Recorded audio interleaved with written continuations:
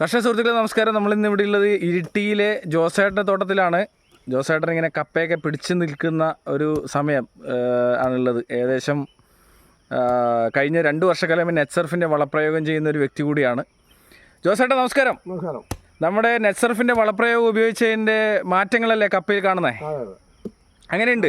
നല്ല മാറ്റമാണ്, വളരെ മാറ്റമുണ്ട്. നേരത്തെ 10 കിലോ ഒക്കെ വരെ കിട്ടും, ഇപ്പോൾ 15-20 കിലോ വരെ കിട്ടുന്നു. ഇതിപ്പോൾ ഈ മുരട് എത്ര കിലോ ഉണ്ടാവും? ഇതിപ്പോൾ ഒരു 15-ന് മുകളിലോട്ടുണ്ട്. 15-ന് മുകളിലോട്ടുണ്ട്. അത് നമ്മുടെ നെറ്റ്സർഫിൻ്റെ വളപ്രയോഗം മാത്രം ചെയ്തിട്ടില്ലേ? എത്ര മാസം പ്രായമായി ഇപ്പോൾ? 10 മാസം.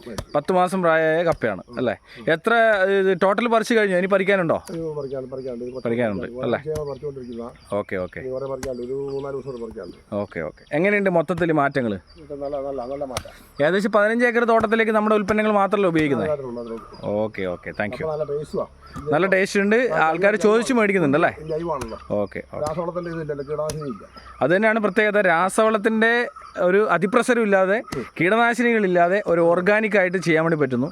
ജോസാറിൻ്റെ വീട്ടിലേക്ക് ഈ കപ്പേനല്ലേ ഉപയോഗിക്കുന്നത്? ഓക്കെ.